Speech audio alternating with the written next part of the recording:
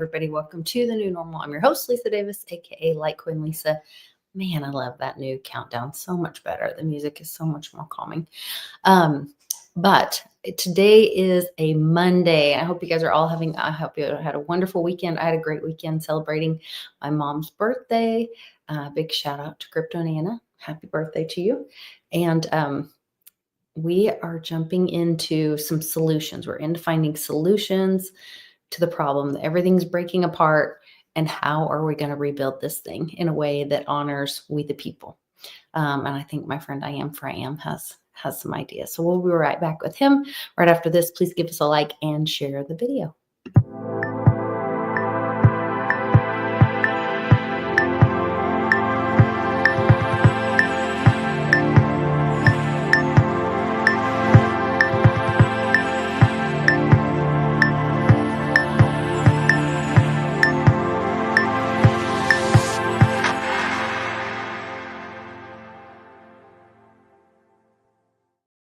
Welcome back. I Am. Good to see you. Good to see you. Happy birthday to Nana. Crypto Nana.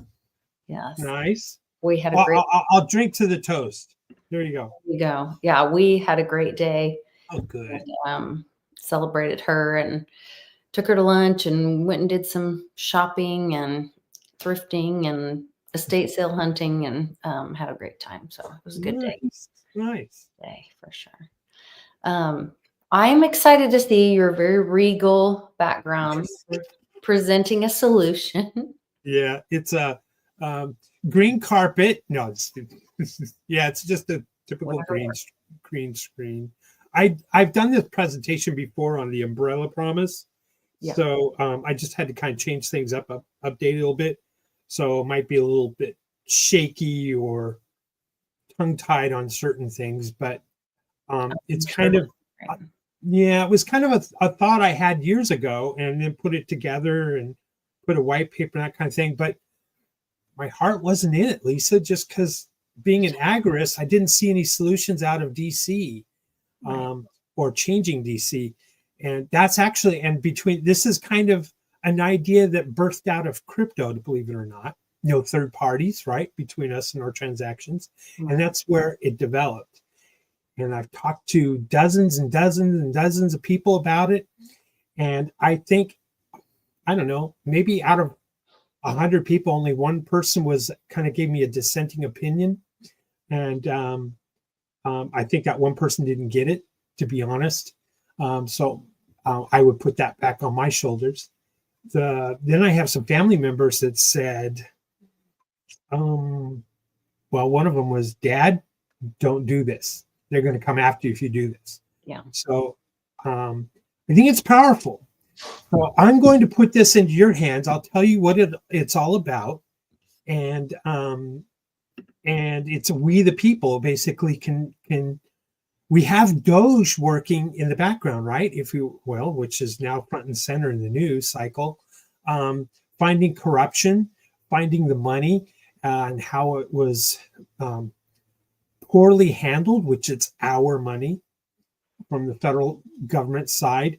And that corruption goes all the way down to the mayor's office. And we all have countless, stories that we can talk about over the years and decades of how our money has been mishandled by the politicians and the bureaucrats, etc. So being a crypto nut like I am, I always love the idea of bringing power back to the people, liberating the people, and being in control of our money, as well as eliminating third parties. And hence the birth of the umbrella promise, which is in one tagline here says defunding politicians or reducing the money in politics. And I believe I'm going to be egotistical like Trump. This is a solution.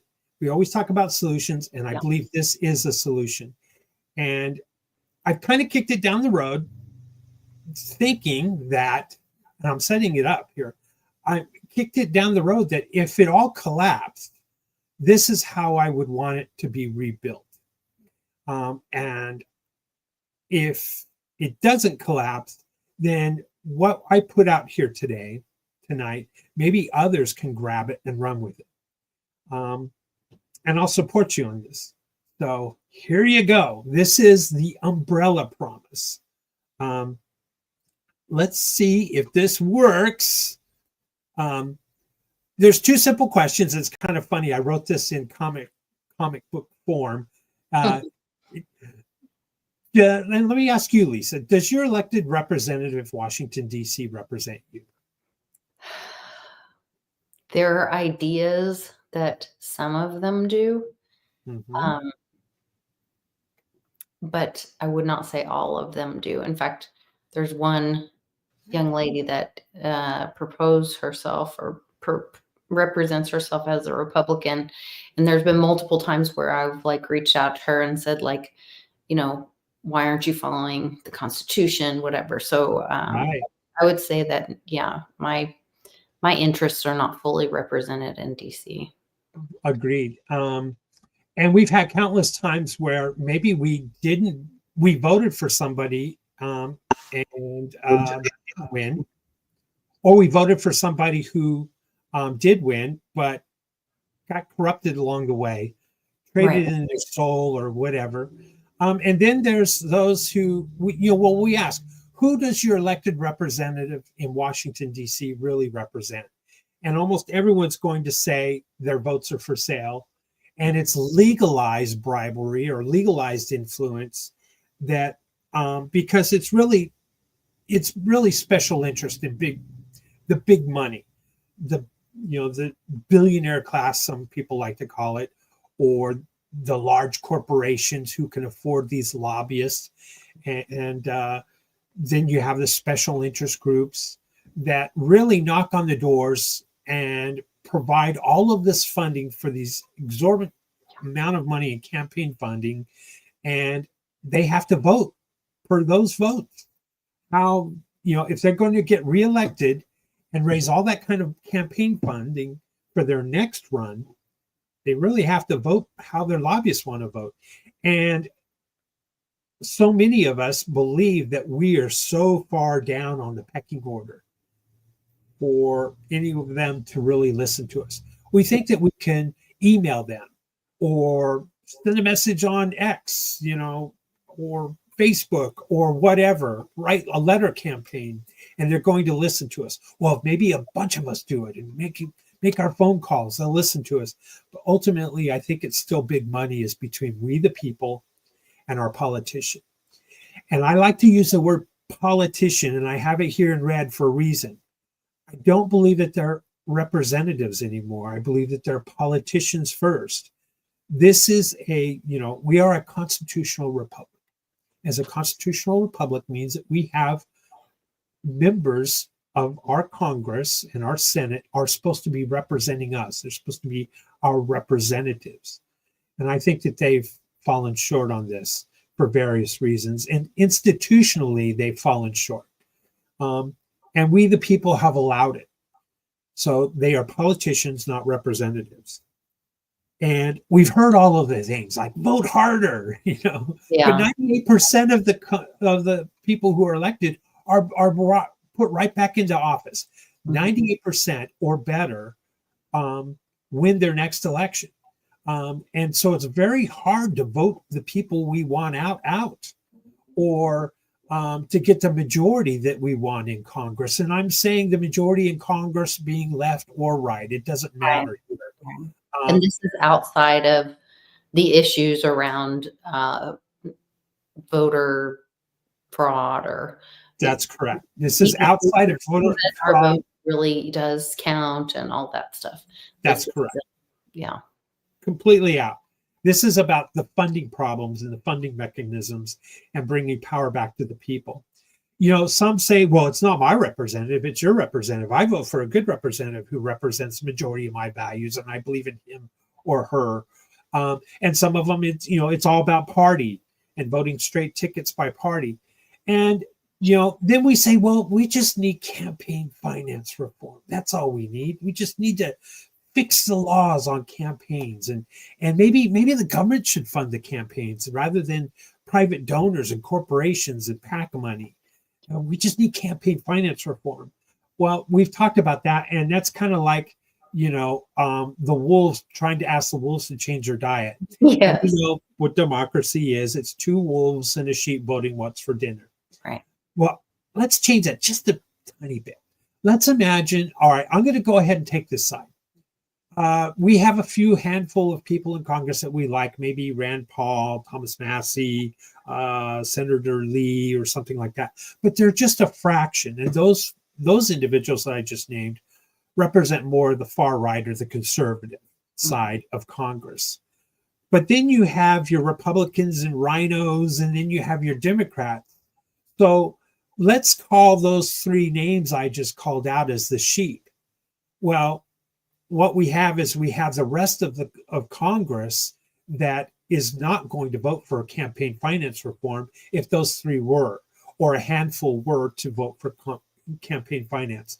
So let's scratch that off the list as a potential solution. Next, we have, we need to bring about the Article 5 of the Constitution and hold maybe a convention of the states. Well, that's a bucket of worms, because could they, if could we get 34 out of 50 states to agree on a solution? Could we get them together in a convention? And will they stay within the scope of just finance reform? Right. And I think that is also doubtful. So the solutions that have been tried over and over and over, and some of them that I've just talked about now are just not solutions. But there's an easier way, and that is this, the umbrella promise, and how I'm suggesting how we defund the politicians. Keyword politicians, not representative. Right. So where do we get the idea of the umbrella? And then you'll kind of get the idea here. Imagine if there was an umbrella over the federal Capitol. And let's just stick with the federal Capitol in the rest of this conversation that we're having. Imagine the money flowing and falling down. Well, right now, it just, all that special interest money goes right into the pockets of the politicians for their reelection and to get favor in how they vote. But if an umbrella was put over the U.S. Capitol, then the money would fall off the umbrella just like a rainwater would and fall into the districts. And that's what we're talking about, is stopping the flow of the money into the politician's hand and reducing the amount of funding that's required for reelection. Right now, there's 535 members of Congress, if I'm correct, and 100 of them are senators. Mm-hmm. So that means there's only 535 people that can be legally bribed or influenced by special interests and lobbyists. That's just a handful of people to concentrate on, and a handful of people to knock on doors and to move legislation through Congress that you want to see moved, or a direction that you want Congress to go. Maybe it's funding the Ukraine war. Maybe it's opening the borders, or maybe it's closing the borders. Right. It's only 535 people that you need to really kind of control.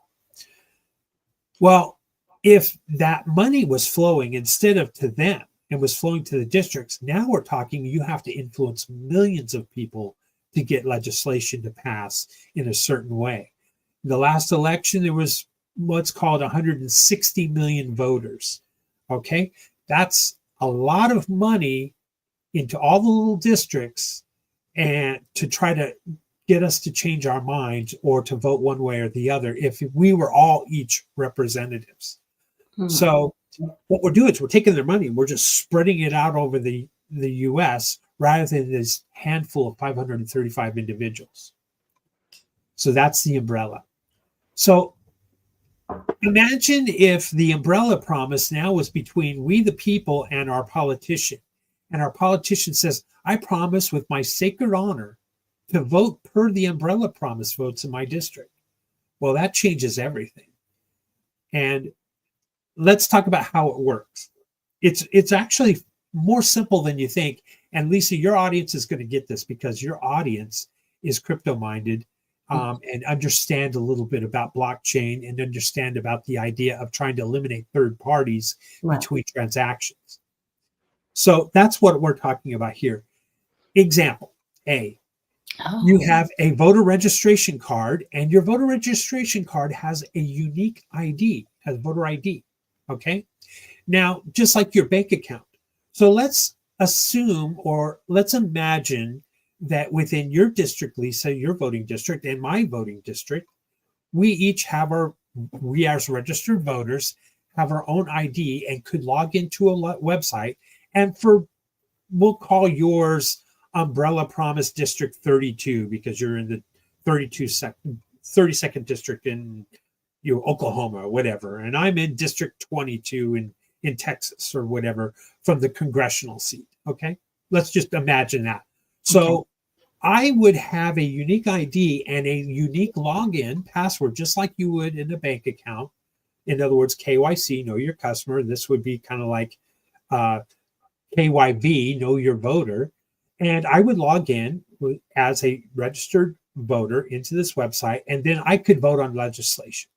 So could you, Lisa. You could also vote on rank and file, ranking. Well, maybe if I lived on the border, my number one issue would be Right. border security. Right. Maybe in Walla Walla, Washington, their number one issue is education or whatever. Mhm. Well, as constituents, you would be able to rank what's priority for you, and your representative would see the ranking, what's important to their district. Oh, wow. Now, keeping that in mind, our families, our neighbors, everyone who are registered voters would be able to log in and vote on legislation. I'm not talking about direct democracy. No, I'm talking about maintaining our Constitution just as it is, as a representative government. What we would be doing was we would be voting on legislation that our representative and their staff would be posting in the website the bills. So we could read the bills and they would be very easy to obtain because we would know they were right there Right. at our district, your district 32, I'm district 22, and we would see the same bill or legislation that our representatives are seeing. And we would say no, or we'd vote yay or vote no. All right. And then those votes would be tallied, and that's how our elected representative would vote. So we're employing this amazing concept of blockchain technology into this setup or this scenario. And why blockchain technology? Well, it records a vote. The vote cannot be altered, it cannot be changed, it cannot be deleted.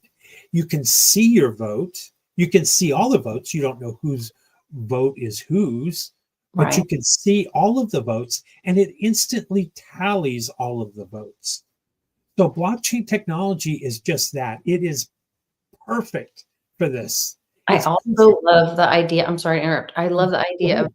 being able to prioritize because, like you said, there may be many issues up for vote, but if I want to put my weight behind something that's very important to me, like, education or senior benefits or things that like help and hurt people that are directly in my life, Mhm. um, then my representative could see I need to prioritize that. That Yeah. needs to happen because my constituents say have all this weight behind, first responders or whatever it is in that area. Right. Exactly. Exactly. And you know, someone else maybe, like let's talk about, the Carolinas and everything that got hit with the flood. Okay. They're going to have much different priorities than Right. say somebody sitting in North Dakota, and dealing maybe with border issues or something of that nature, or Yeah. farming or whatever. So that's what our representative is supposed to do. They're supposed to represent their constituents, right? We've And lost our way. you can rank that. So, and blockchain is perfect for this because we're talking about setting up a DAO, a decentralized autonomous organization. And a DAO is a very new term for a lot of people. But think of a DAO as like an incorporation or an LP, a limited partnership, or an LLC, a limited liability company. A Mhm. DAO is just that. It's a legal entity in some states now, but it doesn't have to be a legal entity because really what we're setting up, Lisa, is a voting club. And Mhm. so we're getting technical and saying it's a blockchain-based DAO, but it's really just a voting club. And so there are no laws or that are in place that I know of that says you can't have a voting club. So think of it that way. But each voting club or each DAO is set up in every district, every voting district. Now, I reside in multiple voting districts. I reside in a federal congressional voting district. I reside in, of course, the statewide for Senate, state senator and U.S. senator. And I reside in a county, and I reside in a city, and I reside in a school board. So there's multiple districts that are always printed on your voter registration card. So each district would be a DAO or a voting club. I like to use the word voting club. So the voting club really doesn't care if you're Republican or Democrat or independent or whatever party you're at. Because it's So about issues, right? yes, and it's about holding the representative accountable. It's about flipping the representative to becoming a representative and not a politician anymore. We're flipping them from politician to representative. And And how I don't want to get ahead. Let me know if I'm getting no, ahead on your explanation. But it seems like it's an opt-in structure. So absolutely. if I lived in whatever district, but I said I'm not going to be a part of that, I'm not automatically a part of these decisions. You nailed it. You nailed it, Lisa. That is correct. It's completely opt in. And let me give you a great example. And I'm glad you asked this question. Our representative, think about our representative in Congress. That individual must know, look what's before their in front of them to vote on, he or she. They have to they got to know budgets. They Yeah. have to know military. Maybe classified if information, banking. How about education, border security, international trade? A representative, because I don't think our forefathers really understood how complex. Throw in an extra 250 years, how complex our government would be, how complex the world would be, and what kind of information and how much information in a summary form that they would have to ingest and be able to make an informed voting decision. Well, they can't. And so what do? That's one of the reasons they go to their, lobbyist. Okay, well, how should I vote here? And Lisa, this is where I'm coming to your point about opting in. Let's just say that, I don't know, I'm going to say this. Let's say that I'm an educator, I'm a teacher. Well, I might have a lot more information about education, and that is something that it's in my wheelhouse. And I might opt in to vote on an educational bill. Lisa, you might be someone that is maybe in banking or finance or insurance or whatever. And if a bill came up on the budget or in banking, well, that's in your wheelhouse. You're an expert on that. And you might log in and vote on that. And you might also vote on education too, and vice versa. Therefore, what you have is you have informed voters voting on legislation Oh, wow. Yeah. within your district. So Mhm. your representative is getting more likely to get informed voters on legislation that's being proposed in Congress, and getting their informed voters within their districts telling them how they want he or How she to vote on their behalf what as a the representative. repercussions would be, or how that might affect their industry, something like that. Right. And you can see how party politics doesn't even play a role in this. Because it just goes to issues. Yes, yes. Mhm. Everyone talks about omnibus bills. They compact all these bills, Mhm. all these different pieces of legislation in one big giant bill, like the budget, and you don't give them enough time to read it all. You're not, it's so long and convoluted. You can only have time. You only can only read a summary, and that's exactly what we, the people, if there were a lot of umbrella districts or umbrella promise districts that were set up around the country, we wouldn't take it. We would say, oh, no, no, no. You're not doing this to me. You're not going to slam me with a whole bunch of homework the night before the vote. I don't think so. And so we would tell our representative, don't vote. And maybe that would be one of our choices: yay, nay, or don't abstain from vote. Abstain. And Yeah. so, therefore, they wouldn't have a quorum.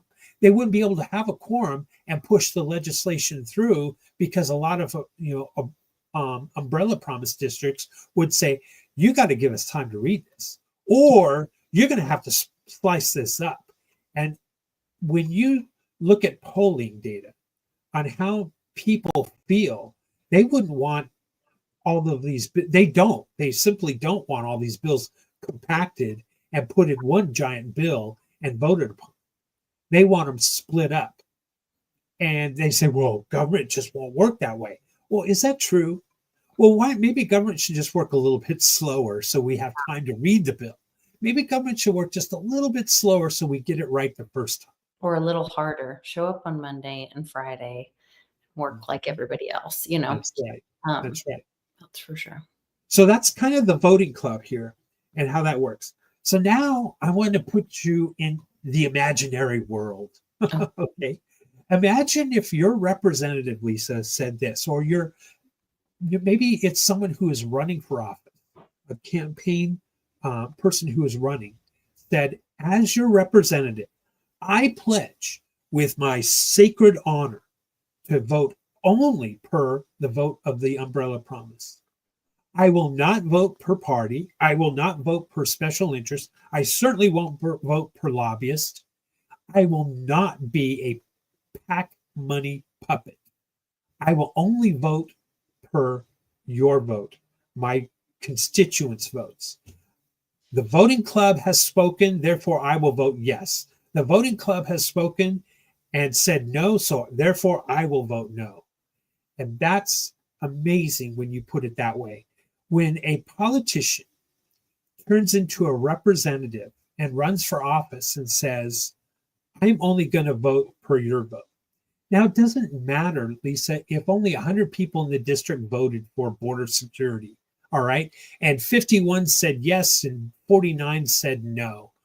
And it was only 51 people in the district. Well, guess what? You're the representative of the district. And 51 people spoke. That's the majority. It's on a blockchain. It's registered.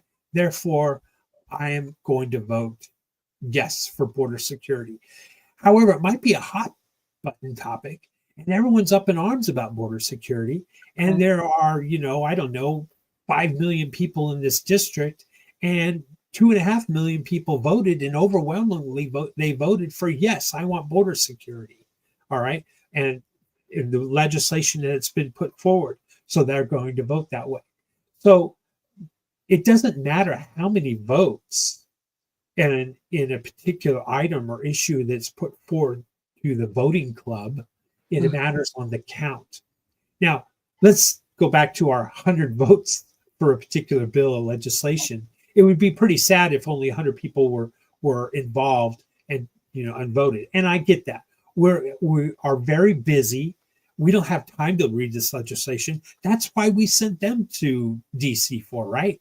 Well, it's also why we are in the mess that we're in. Yes. Yeah.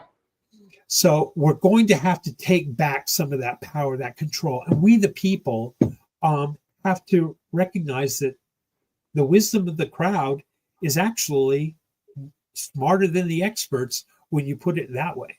And that's a fact. That's actually how din.social was created. That's another point in fact that you can add to this. Now, let's just say that in that case of 100 votes for border security in the district, and 50 voted yes and 50 voted no. Well, guess what? It's a tie. What does the person do? Well, I have a solution for that. You would get one vote, Lisa. I would get one vote. Everyone gets one vote per bill. But the representative actually gets 1.5 votes. 0.5, half a vote more than you or I does not make a difference. But what it does do, it does two things. One, we know how our representative feels and how the representative votes. Right. But two, it breaks the tie. Okay. It breaks the tie. And to be honest, it really, if so long as the representative votes per the DAO or per the voting club, it really doesn't matter if the majority of the people in the voting club are Democrats and the person who has been elected to Congress is a Republican, it really doesn't matter so long as they vote per the Dow, right? Maybe Mhm. it matters in committee meetings and this kind of thing. But I That believe, their go ahead. payout, that could be their payout as well for taking, and maybe this is how you're doing this. Because I'm like, who would want to do this? You're not going to get the money from the lobbyists. There, it's somehow going to go to the people, getting the message out to the people. But if the money came in and was handled on that issue, um, and the benefits were then distributed per vote, then that representative, well, you're serving, you're working a little harder, you're away from your family, you're representing all of us, you've agreed to do this job. Then okay, your benefit is that you get the 0.5 that would come back through in the funds. Is that how Yeah, it would no, work? No. yeah. There's no funding and mechanism involved in this. So where does the Good money question. go? Well, that's great question. If the money is going right now to those 535 people Yeah. or to big PAC to try to influence votes, the money has got to be dispersed to all the districts and to try to get us to vote in our DAOs.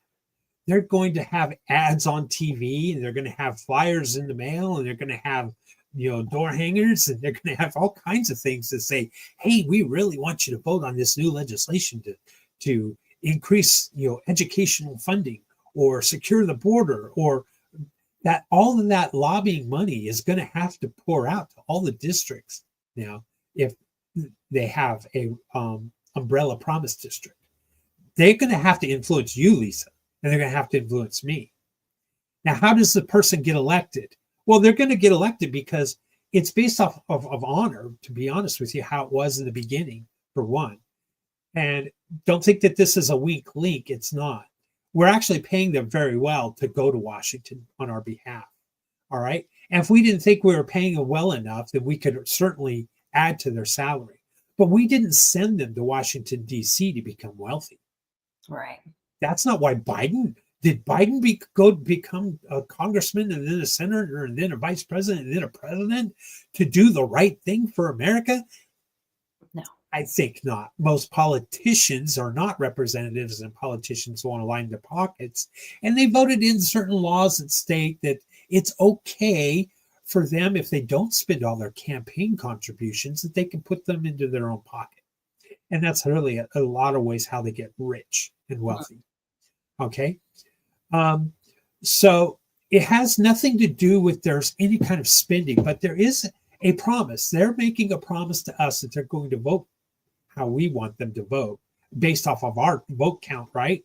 But we're also having, there's a counter promise to them that we're going to vote to have them reelected because they were loyal and stuck to their honor and did the honorable thing and voted per our votes. There's a little bit more teeth to that. We'll get to that in a second. Okay. Which is right here. They're contractually obligated, if they're going to run in our district and be a Republican, Democrat, Independent, whatever, but they're going to run as an umbrella promise candidate, then they're contractually obligated to vote per our vote. And if they don't, we're going to hold them financial liable. There's going to be civil penalties for them not voting that way, as well as they're subject to an immediate recall if they violate the umbrella promise. So the thinking here was, we got to put teeth into this. We got to put them contractually obligated before we send them off to Washington. Right now, we're sending them off to Washington with a hope and a prayer that they vote the way we want them to vote, and a hope and prayer that they don't become compromised by all that money and power. Mm-hmm. Well, this is how we're going to hold them accountable. In other words, civil penalties. Civil penalties mean, you know what? We're going to bankrupt your ass for not doing the honorable thing. And this is a two-way street. Now they don't have to raise money for campaign funds because they did the honorable thing. They maintained their promise. So that's our part of the deal, is we're going to maintain our promise to reelect you, and you don't have to raise all this money for a reelection. You get it? And the umbrella promise, I think more people are going to jump into this and say, wait a minute, we're going to take money out of the election and we're going to have a bigger say, a larger say in the process. I think there are going to be a lot of people that are going to like this idea and are going to this is where the candidate who promises to vote per our vote can be the grassroots candidate that can be elected with a lot less campaign funding. You get it? Out the gate? I do. And I love that there's a drive or a motivation to educate the voters then. So it's not just about, yes, it's great to get the money out of it because we know that leads to so much corruption, but it also really puts a burden on lobbyists, special interest groups, or even if the moms in my group are really passionate about something, well, then it's on us to educate our neighbor, do the work and have a more educated voter pool. So, and you know what? Those who are more educated in a particular element in our society or issue in our society, they're going to want to register to vote and vote on these things because they're going to be able to see their vote. They're going to see their vote was actually counted. It was verifiable. It wasn't altered. It wasn't deleted. They can see all the votes in the voter group, right? I don't know your ID if you and I if we were neighbors and you don't know my ID, right? But we know how many IDs are in our registered voters. So they couldn't stack the system. It's a blockchain. My goodness, so this is where we have to keep our promise. In other words, we're canceling out all the money in re-election because we're just saying very simple. We're going to be a little bit more involved. We're going to vote on certain items that we feel important to vote on or we find the time to vote on. And you have promised as our representative, you're no longer a politician, you're a representative, that you're going to vote per our vote. And by so doing so, we have a promise to keep. And our promise with our secret honor is we're going to re-elect you. All you have to do is maintain that promise that you kept to vote per our vote. So raising campaign funding, we're defunding the politicians right there. Yeah. Because it's already guaranteed if they followed. So the best part of the umbrella promise is just this. One, it's constitutional. There's nothing that says in the Constitution that thou shalt not have a voting club. Yeah. There's nothing in the Constitution that says thou shalt have a voting club either. But it's not a new political party. We're not saying, that we need an umbrella promise party. No. That's the wrong thing to think if you're thinking along those lines. California could have their, umbrella promise party, and Florida could have theirs. But we don't want parties. We want a voting club. And we want elected officials to vote per the voting club. It doesn't matter how many votes happen on a particular issue within that district. It just matters that the votes were by registered voters in the district. And it's just like your bank account. And people are concerned, well, I'm logging in to be a registered voter. Well, I'm telling you, by using this blockchain method is probably more sound than the election process. And when you do actually go to the polls and vote for a politician or vote for a measure or a referendum, this is actually much more secure. Not just the vote, but could they be held accountable for following through on the work? Because I think about they work together on bills or they're passing a bill. They would need to do what was representative of their constituents, but they still have to do the work. So would they be held accountable for, because I could see, if they were really left leaning or right leaning and a left vote came through, would they be held accountable for not doing the work as well? Good point. It has been said, and I've witnessed this firsthand, having, I even hate to admit it, been for a very small stint a lobbyist. It has been said that the power is really in the people who write the bills. because how the bill is written is going to determine its outcome, right? Yeah. Is it wide open for these three-letter agencies to really grab the power? Is it written on purpose that way? Or did the members of the legislature actually do their job and make it a little bit more specific and itemized and have teeth to it, right? So there are people that will roll up their sleeves and have the time to really dig into the bills in your district. And trust me, they're out there. They're just like your homeowners associations where someone's really watching the yards and making sure, oh, you can't have that ladder in the front yard. Well, there's going to be those people that are looking at the legislation, and how it's written is going to be talked about within the district.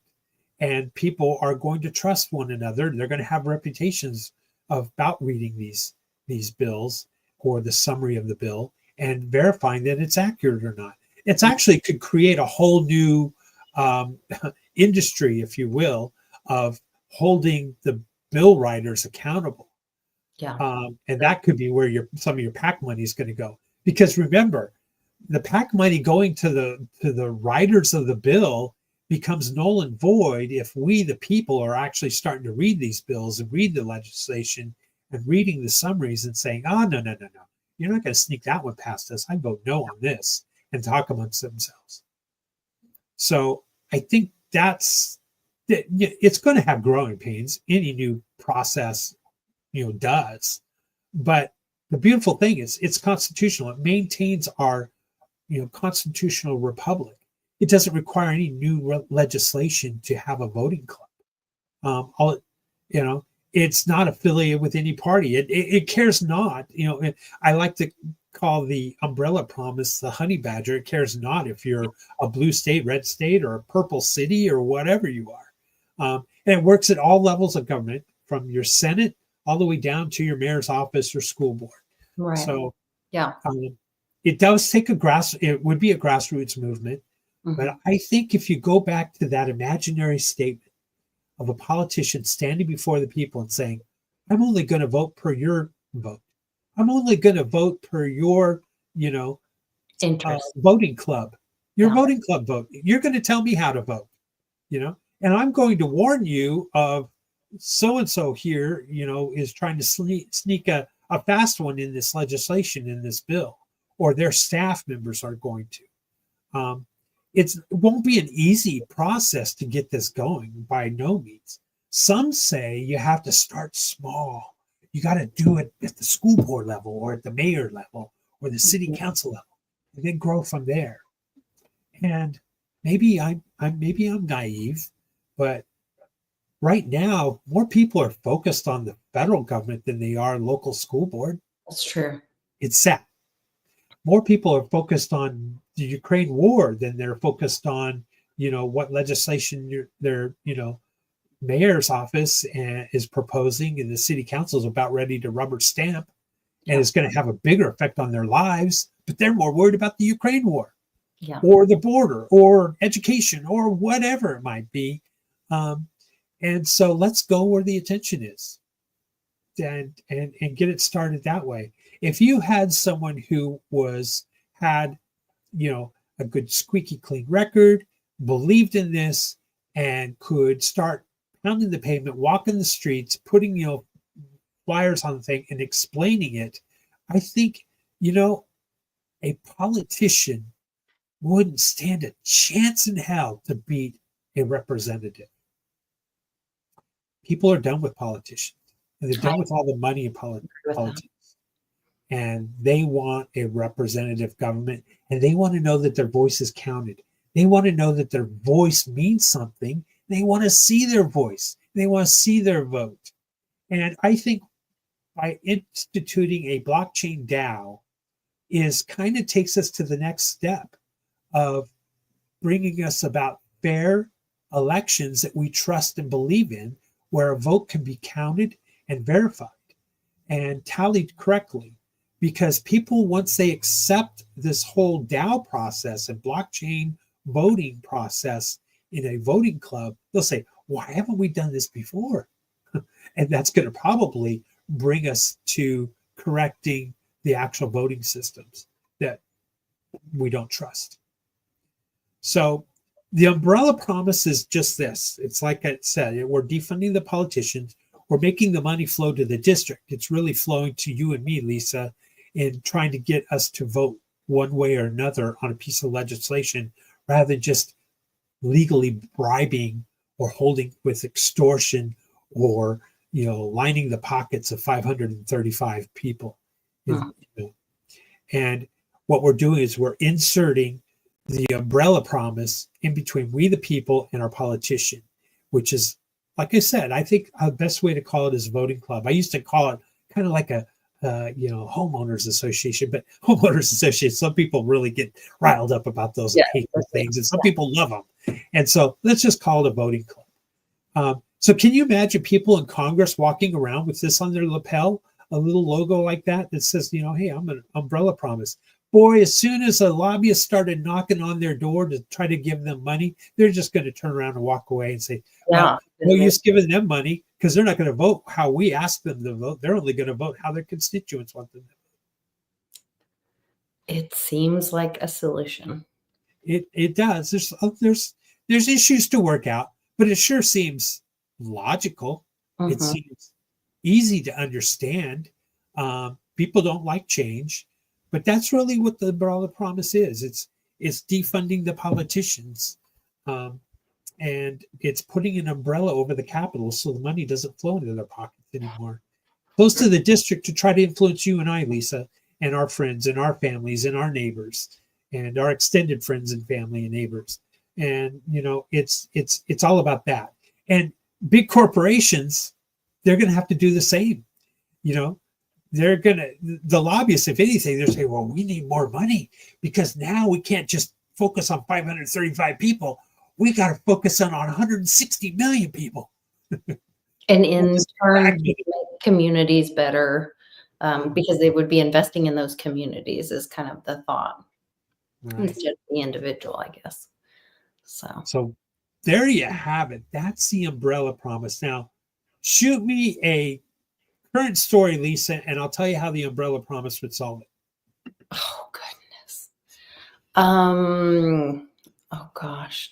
I'm egotistical enough to tell you that I can beat it with the umbrella promise. Fort Knox, should Fort Knox, oh, no. The big thing that the decision, should Doge be given access to the payment structure, the payment information? I don't know. I got an answer for you, though.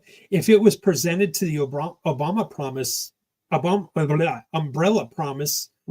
districts all around the country, then the people would have spoken and it would have gone yay or nay.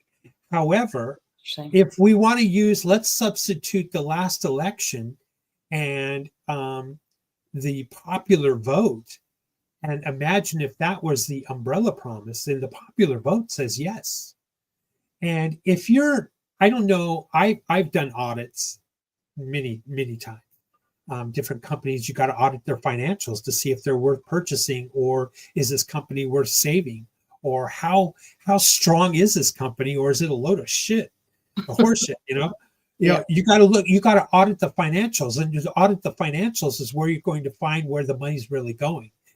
Are the owners really pocketing the money? Did the vendors really get paid?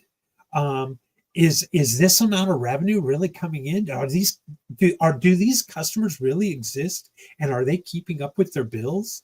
You have to audit the financials to really know if a company is legit or not, or if it's going to fail, or if it's going to, succeed or can be turned around. So you have to look at the dollars.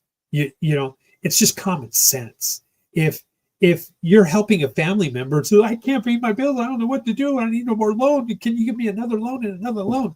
Well, time out here. I've helped you out a few times. Let's go over your bills. Bring me all your bills. Let's put them out here on the kitchen table. It's the same thing. Yeah. And you know what? If the family members were taking a vote and say, we've helped them enough, no. And it was a voting pool, or there would be my answer. I would say that if we had a popular vote, which we did, that said, and he made a campaign promise, or he said he was going to campaign on fighting corruption, and Musk in that last month of the campaign said that he would, and the word Doge was floated out there for more than a month, so people already knew about the Department of Government Efficiency. And renaming a department and kind of giving it an additional job to its existing job has been done for decades. It's nothing new. Mm-hmm. So if you're going to, you can't just validate, are they working or not working? It's how much money are they taking in and where's the money going? You have to look at it. And these people it's kind of like being deputized. So if they're looking at the financials, they've been deputized, and therefore it's like a security clearance. There's no difference. And if they've been authorized by the executive branch to do so, that is what the executive branch is supposed to do. My goodness.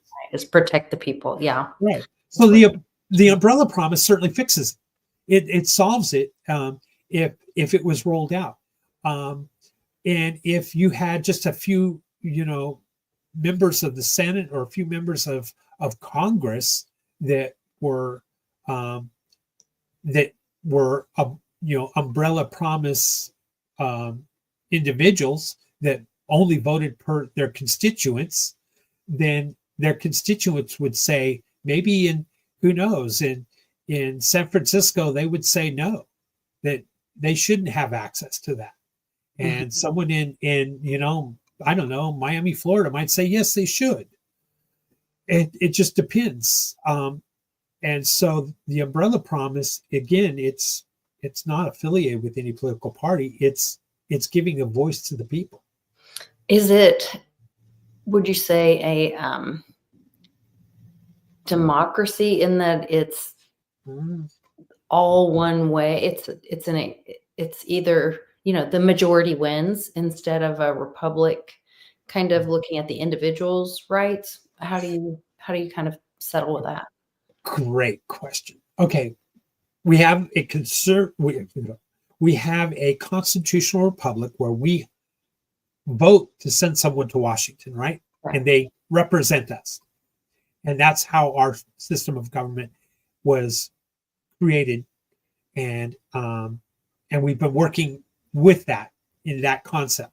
And I'm not saying I'm changing that in any way with the umbrella promise. We actually want to maintain that form of governance. What we're doing is we're giving the people, rather than pick up the phone and call their congressperson, or write a letter to the congressperson, or send an email to the congressperson, or send a message in X to the congressperson. We're kind of instituting direct democracy in the district. And that direct democracy is only a pool of votes. They actually mean nothing.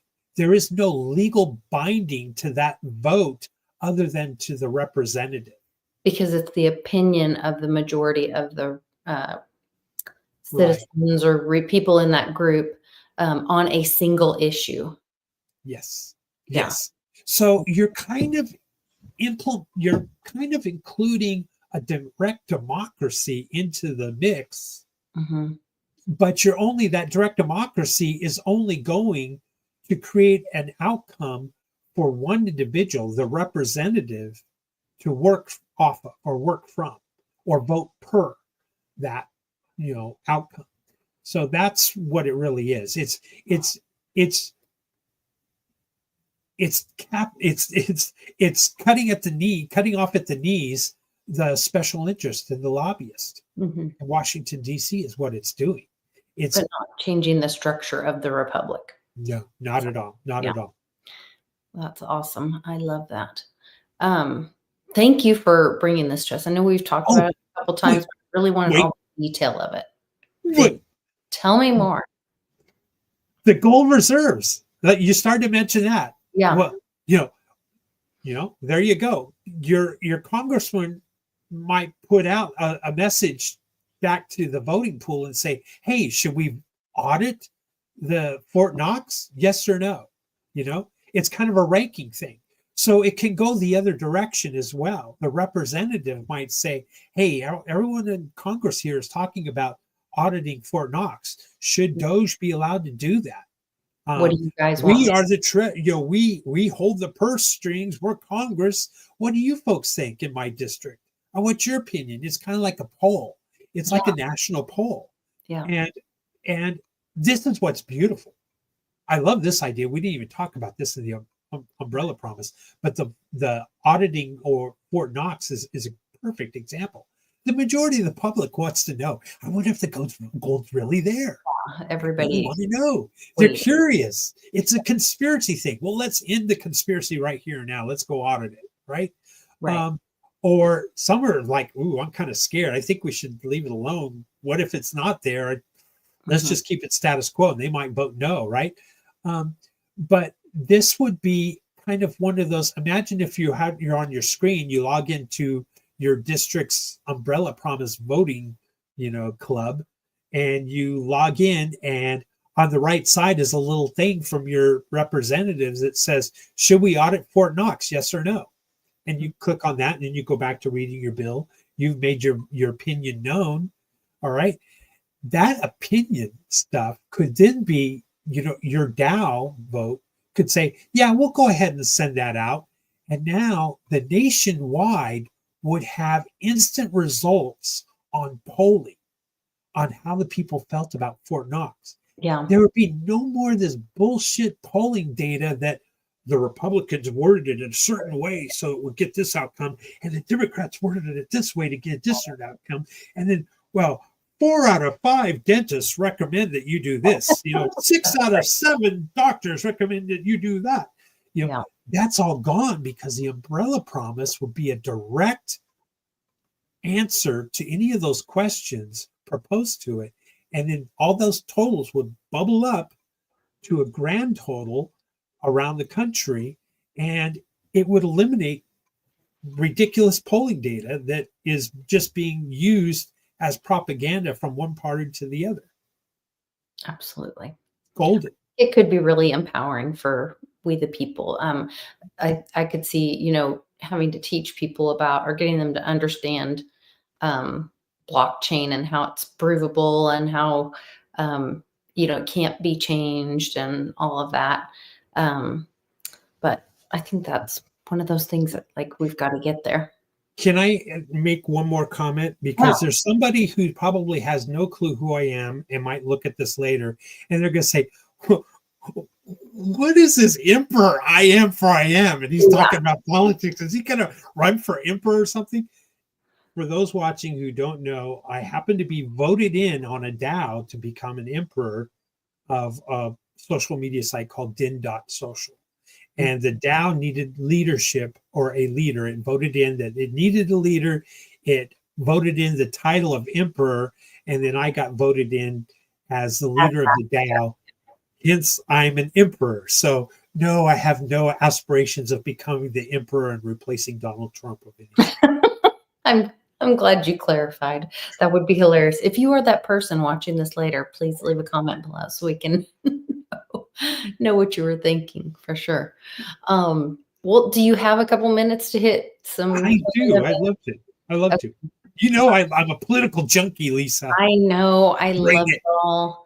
And I got like ideas that are real crazy because, I'm basically an anarchist. So I'm an anarchist talking about the umbrella promise. Oh boy. An agorist. You taught me about agorism. Yeah, agorism. One of the 3 A's is anarchy.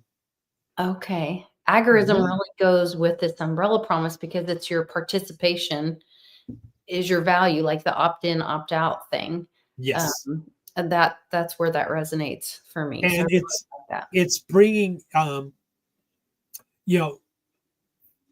an anarchy point, is certainly not the guys with black masks and breaking windows and throwing Molotov cocktails. Anarchy just means no rulers. And so what we're trying to say is we want a smaller community where we're all grouped together and saying that we believe in property rights, and we believe in the non-aggression principle. So we're not going to hurt you, you're not going to hurt us, and we'll live peacefully that way. Hence, no rulers. Yeah. We don't need the police if we're in a small group like that. Because there's community accountability. Yeah. Yes. Yes. Exactly. Speaking of property rights, did you see Governor DeSantis pitching out there, throwing out that they were going to get rid of, possibly get rid of property taxes in Florida? Could you see Texas? There is a God. There is a God. I love it. Texas has been talking about this too. Lisa. Well, we did a show a little bit about the schools being bankrupt and bonds and property taxes and inflating property taxes. So this is a topic I follow very closely, to be honest with you. Okay. And if any of you out there watch Real Estate Mindset, they've put together some legislation in Texas and are working towards the same process of ending property taxes.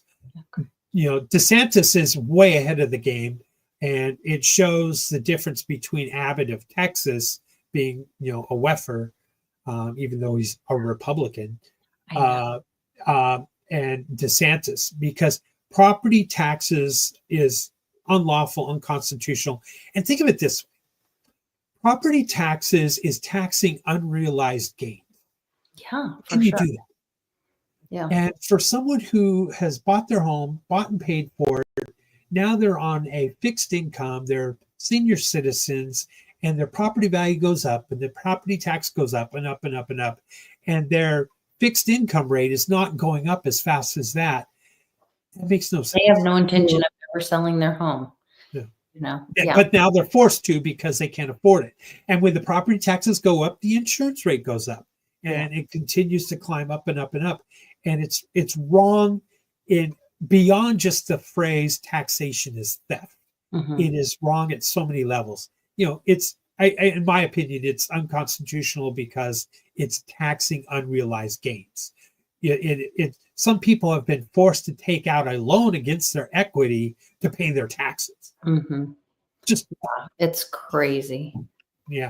It's go DeSantis, go Florida, go.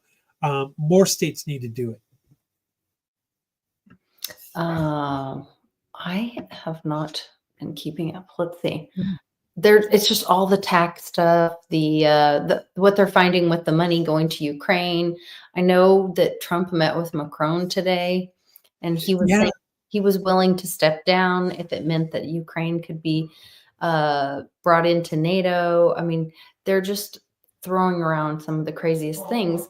And then we're getting reports back from, I'm guessing, the Doge community, wherever, saying that of the more than $1 trillion taxpayer dollars that were stolen during the pandemic, over 70% of that money went overseas. But no one knows where it went. And, little Ukraine Zelensky is saying that they're missing more than half of the funds and military equipment that were sent to them. Meanwhile, there's 5 Ukrainian generals who reported that their homes burned in California recently. So what's happening here? You can't make this stuff up, right? Nothing's changed, Lisa. Nothing's changed. Some of us will recall when the bailout of the banks, and much later, people were drilling the Federal Reserve chairman. Where did the money go? How much money did you send to the other central banks around the world? We gave you that TARP money to bail out, the banks or that were hurting, or AIG. But it appears that you sent a lot more money out to other central banks, and those central banks sent that money to our enemies. How could you do such a thing? We want an accounting. Well, it's not we don't have to give you an accounting. You can't audit us. Yeah. And so this is just history repeating itself.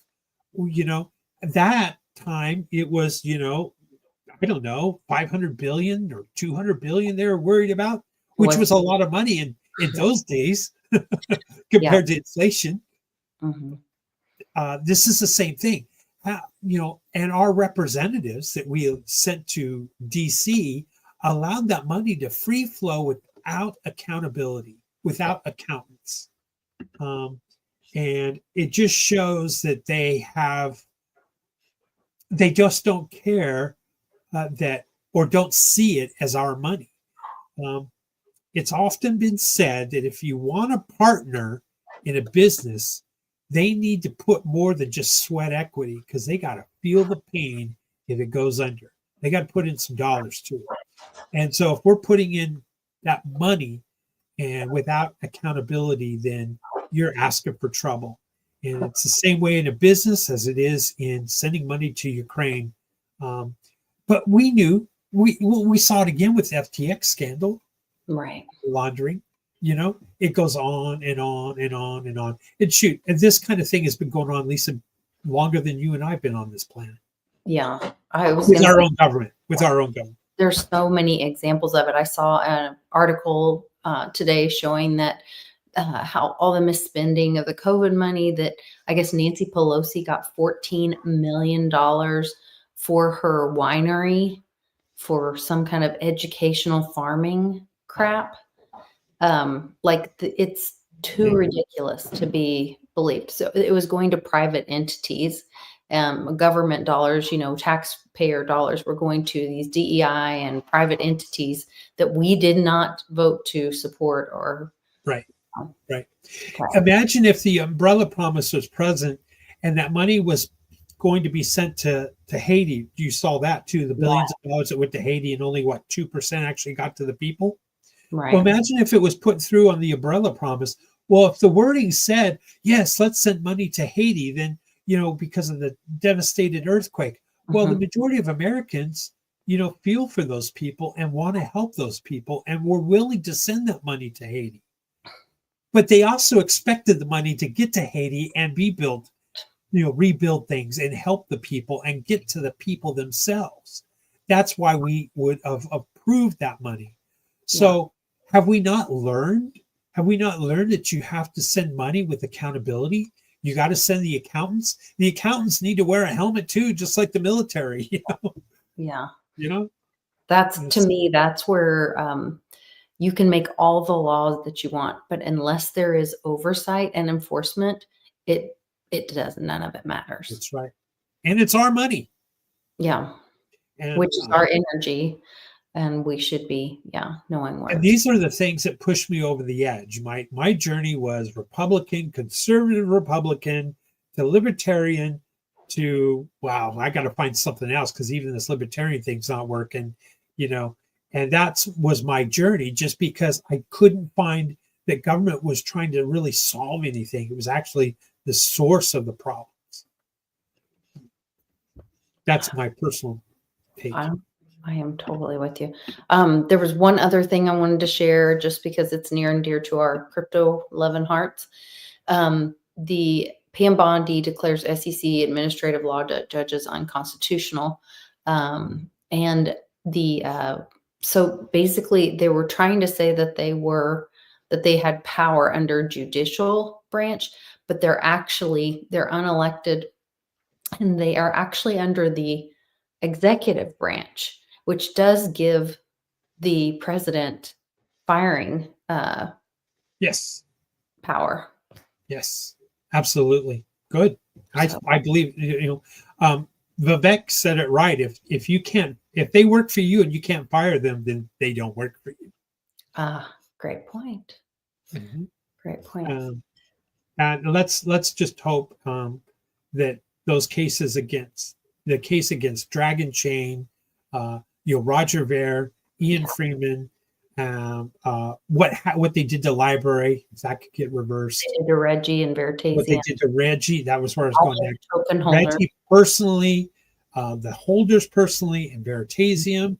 And the Veritaseum case and the Dragon Chain case are similar in that they both had patents for their software and license to use the software, et cetera, et cetera. And it wasn't even a crypto play.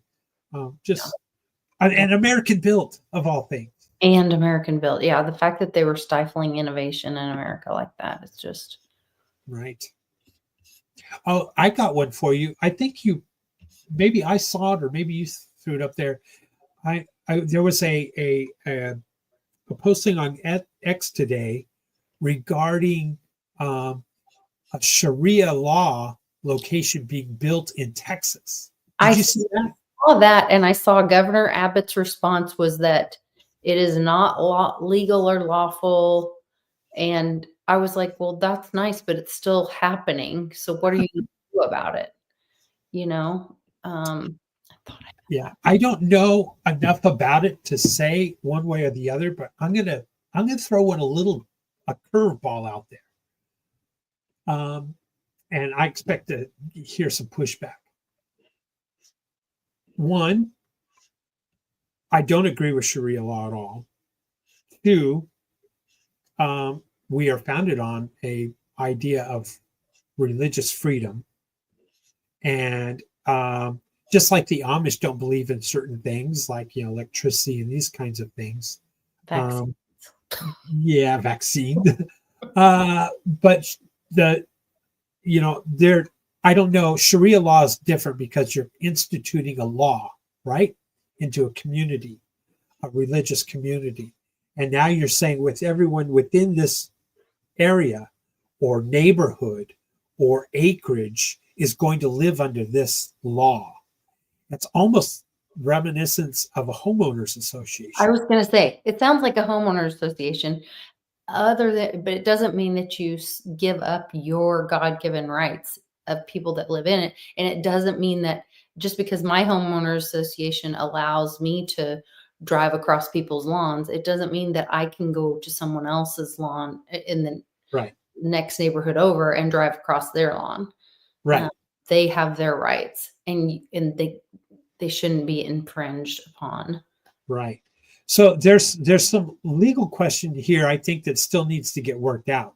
Um, I don't agree with the idea that in a neighborhood you would have Sharia law and you would have things that would be deemed unconstitutional or illegal in that state, county, city, if it was in city property, or in a country. You know, Sweden has been going through these issues in a rampant way, an ugly way. UK as well, and so there's a direct conflict when that Sharia law is impacting federal laws or state laws, where they're contradictory.